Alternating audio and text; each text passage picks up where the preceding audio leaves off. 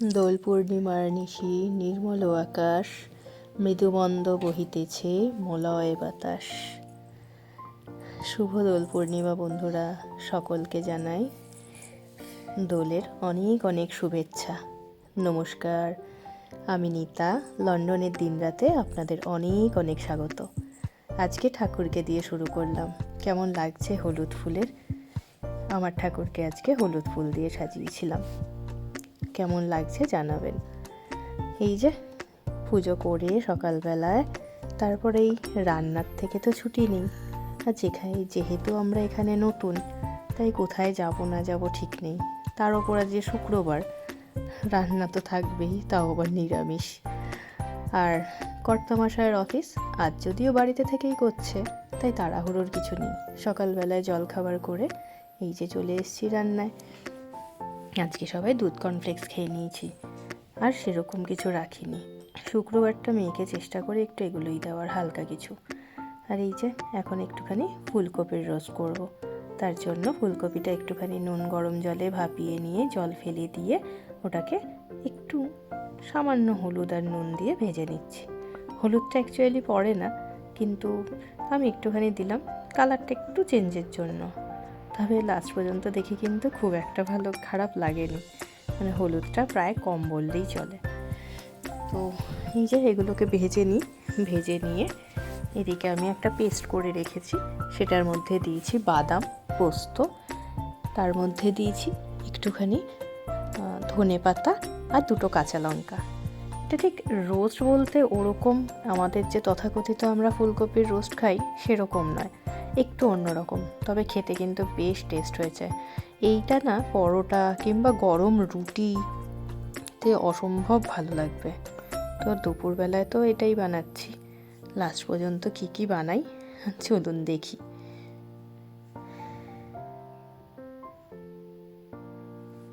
এই যে ভাজা হয়ে গেছে, তারপরে এই একে একে যেরকম আমাদের গোটা গরম মশলা আমরা ফোড়নে দিই সেগুলো দিয়ে দিলাম, একটু এলাচ, দারচিনি, লবঙ্গ, ব্যাস এই দিয়ে, আর তেজপাতা, এই দিয়ে নাড়িয়ে ওই যে পেস্টটা তৈরি করে রেখেছিলাম সেই পেস্টটাকে দিয়ে দেবো।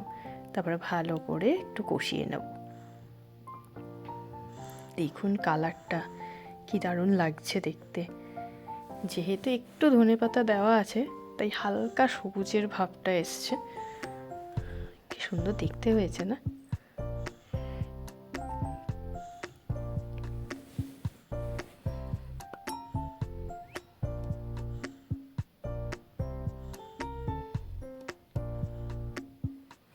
ফুলকপির রোস্টে যদিও বা হলুদ পড়ে না, ওই যে বললাম এটা ঠিক ওই সচরাচর যে রোস্ট আমরা করি সেটা নয়। তো এর মধ্যে একটু হলুদ, নুন আর জিরে গুঁড়ো দিয়ে দিলাম।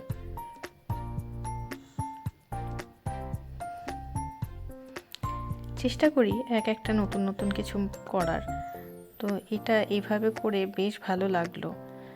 আমরা তো রোস্টে দিই না এই ধনে পাতা কিংবা জিরে গুঁড়ো, জানি না কে কীভাবে করে, আমি তো দিই না। কিন্তু এই যে ব্যাটারটা তৈরি করেছি, এটা খেতে না অপূর্ব হয়েছে।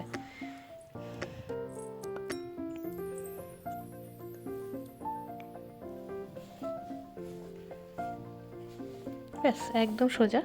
ভালো করে কষিয়ে নিয়ে এর মধ্যে জল দিয়ে দেবো। জলটা যখন একটু ফুটে উঠবে তখন ফুলকপিটাকে ছেড়ে দেব। তৈরি হয়ে যাবে আমার ফুলকপির, কি বলবো বলুন তো, রোস্ট না ধনিয়া পাতা দিয়ে যে ফুলকপির করেছি সেটা বলবো, কি নাম দেবো ভেবে পাচ্ছি না। আপনারা কমেন্টে জানাবেন কি নাম দেওয়া যায়।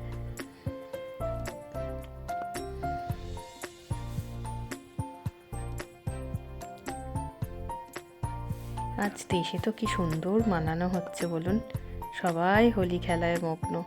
কি দারুণ না? আমরা অবশ্য কালকে খেলবো। এখানে ওয়েদার এত বাজে চলছে, মেঘলা দিন, তার ওপর বৃষ্টি, তার ওপর ভীষণ ঠান্ডা পড়েছে আবার নতুন করে। তো আলাদা করে আর বেরোনো হয়নি একটু রং টং কেনার জন্য। মাঝে একটু চিনি দিয়ে দিলাম। তো যা বলছিলাম আর কি, তো যেহেতু কেনা হয়নি, মেয়ে তো এখনও বুঝতে পারছে না, শুধু ছবি দেখছে সবার আর ভাবছে এগুলো কি হচ্ছে, মা এটা কি, মা ওটা কি, মা এটা কেন হচ্ছে, ওর তো হাজার প্রশ্ন। তো তো ভাবছি আজকে সন্ধ্যাবেলার দিকে বেরিয়ে একটু নিয়ে আসবো। কালকে ওর বাবারও ছুটি আছে, তো বাড়িতে নিজেরাই একটুখানি সেলিব্রেট করব হোলি। ব্যাস, এই যে দেখুন কি দারুণ এসছে না কালারটা। ফুলকপিগুলো একটু মিশিয়ে দেবো। এবার হালকা করে চাপা ঢাকায় বসিয়ে দেবো, যতটা সম্ভব ফুটবে। যদি ঝোল ঝোল রাখতে চান রাখতেই পারেন, কিন্তু আমি একটু ড্রাই করে নেব। এটা খেতে অপূর্ব লাগে, একবার কোনোদিন করে দেখবেন। আর যারা জানেন তারা তো জানেনই।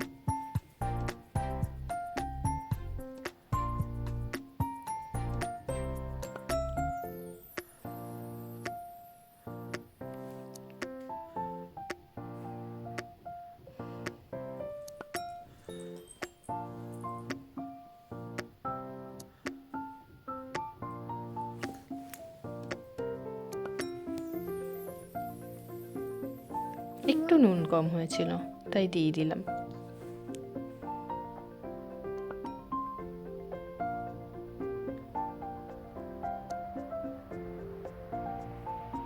ব্যাস, এবার একটু চাপা ঢাকায় বসিয়ে দেবো, তারপরে রেডি হয়ে যাবে আমার আজকের রেসিপি।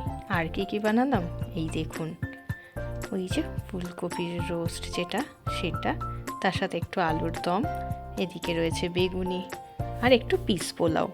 ব্যাস, আজকে আমাদের নিরামিষের থালি এভাবেই তৈরি হয়েছে। কেমন লাগলো ভিডিওটা অবশ্যই জানাবেন কমেন্টে।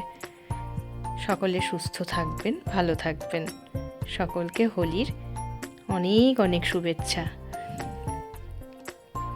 আর যদি একটু ভালো লাগে তাহলে লাইক কমেন্ট করবেন, চ্যানেলটিকে সাবস্ক্রাইব করবেন প্লিজ। সকলকে অনেক ধন্যবাদ।